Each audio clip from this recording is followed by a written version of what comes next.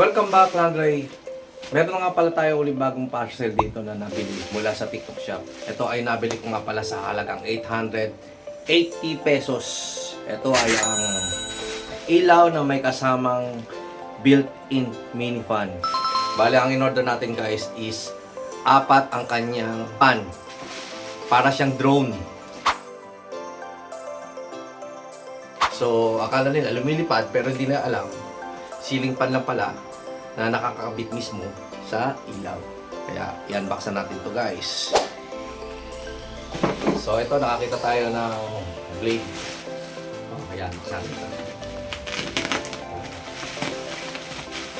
Buti na meron tayong yung cellphone holder na ginagamit.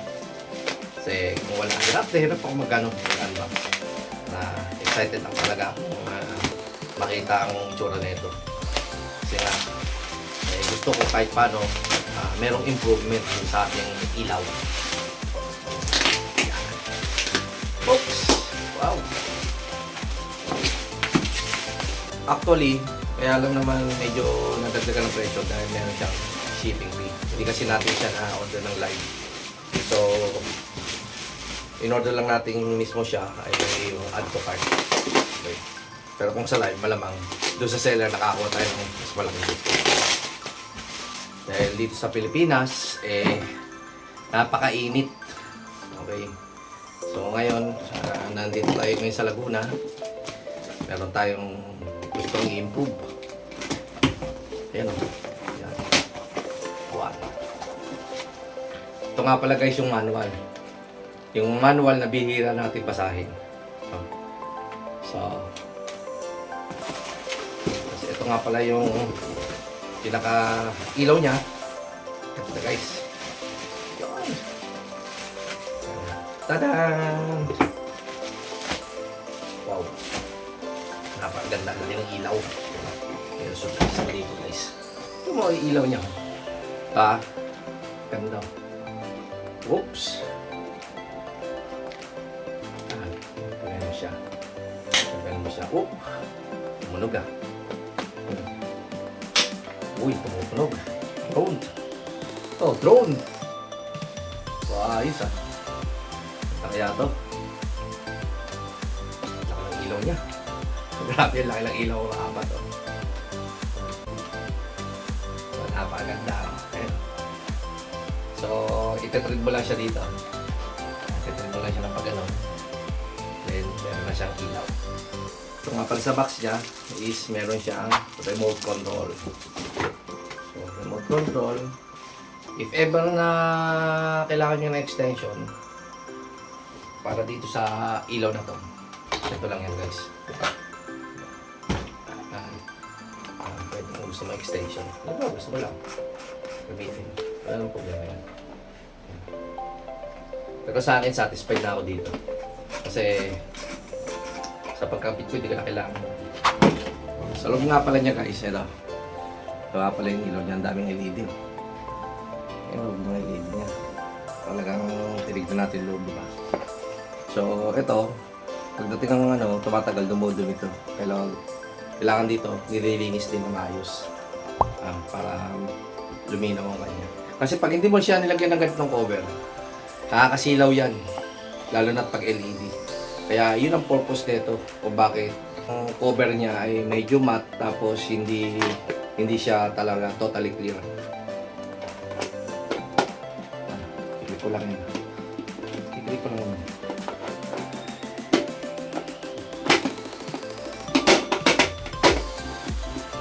Para siya magigiba na. Nagre-review naman kasi tayo niya.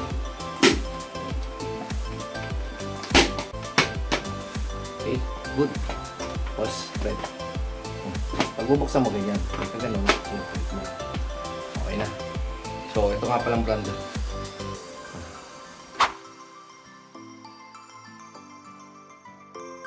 Branded yan guys ha. So, marami na akong nakitang review nito doon sa kanilang mga paliwanag. So, ito, meron tayong inaasahan dito na tibay na maaasahan. Kaya ano pang hinihintay natin? Ikakapitan natin guys. Pala guys, Ito nga pala yung manual na kasama nung ating Juditech bulb. So, nagre-range siya ng 50 to 60 watts. Hindi naman ganun kakonsumo ang kanyang kuryente. Tapos, nagpapalit-palit din yung kanyang mga ilaw. So, itatry din natin mamaya using remote kung ano yung mga kulay na kanyang ipapakita. So, tara, subukan na natin. Nga pala guys, ipapakita ko nga pala sa kanya yung bulb na ginagamit natin na meron siyang built-in fan. So, ayan o, kung paano natin gamitin. Using switch, ayan, dito sa lights na ito nga pala yung first switch natin. Pag binuksan natin ito, kasi ninyo, iilaw yung ilaw natin sa taas. Then, turn off again. Then the second switch is only the fan. Okay. And then the third switch, yan. Ang gagana ngayon dyan guys is yung lights and mini fan. Okay. Yan, di ba? Napaganda. So, okay naman siyang gamitin guys. Kaya lang medyo kinukulangan ako. Kailangan natin ng another improvement para dito. So, tara, balikan natin uli ngayon yung Juditech na bagong labas. Ngayon guys, tatanggalin nga pala natin itong ating lumang ilaw. Yan.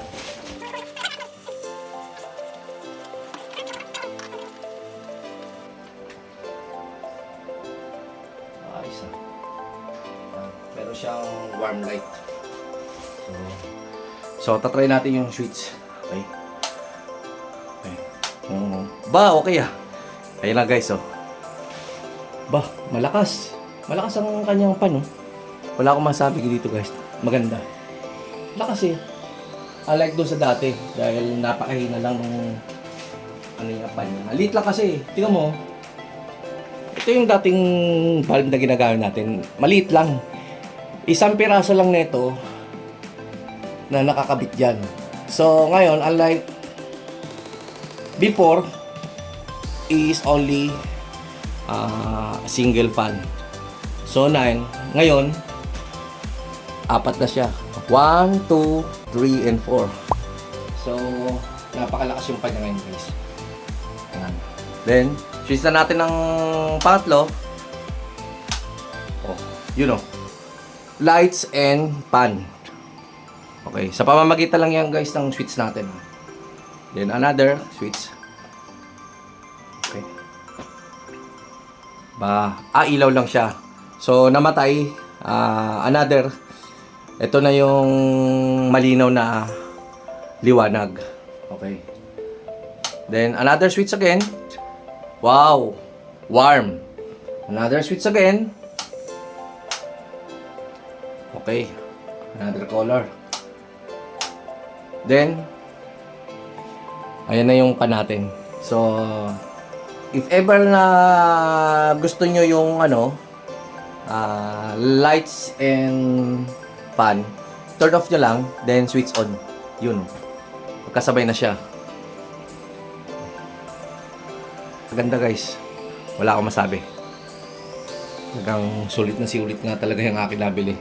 For only 880 pesos, yan, napaganda na.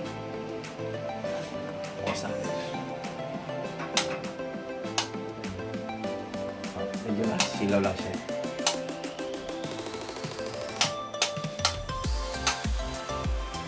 Warm color. Ganda. Ganda na kulay niya. Warm lang siya.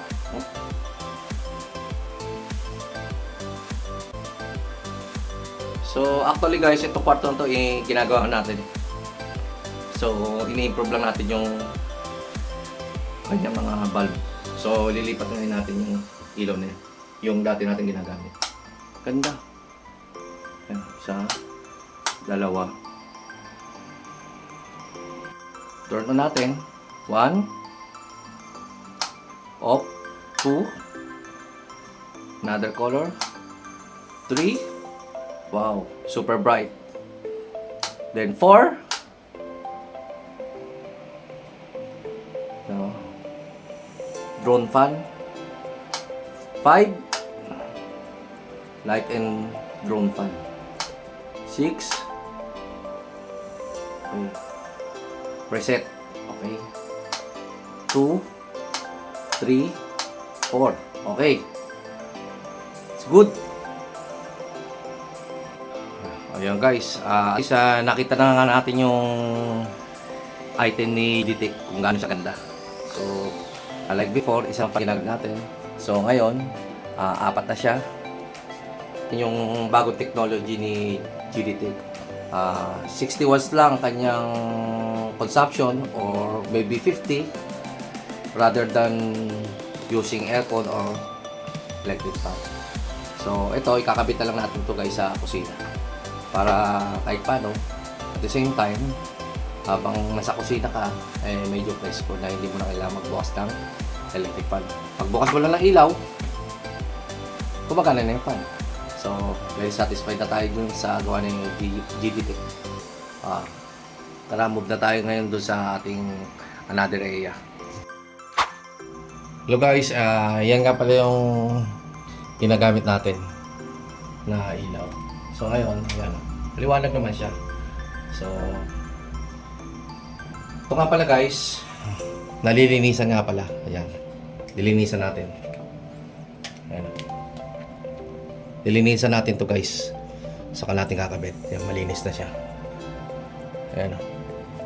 Lilinisan natin yan guys. So, kakabit na natin.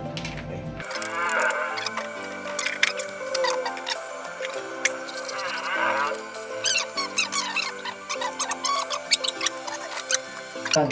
Yan. Without using remote, you can operate these lights together with the fan, so no problem in case if ever you want to use it anytime. Ito nga pala guys yung remote nya. Without using this remote, pwede mo naman gamitin yung another option, yung switch. So ito guys, medyo presko na yung kanyang hangin dahil sa kanyang 4 na fan. Tapos dito meron na rin tayong light switch din yung fan. So kapag gusto nyo makatipid, pwede nyo namang gamitin yung mga ganyang klaseng type ng bagong ilaw. So ang brand nga pala niyan is Digitech. So wala kayong alinlangan na gamitin yan guys, kasi magandang klase ang kanyang brand. Okay, so papakita ko nga sa inyo. Digitech brand. Ayan o, very trusted dyan.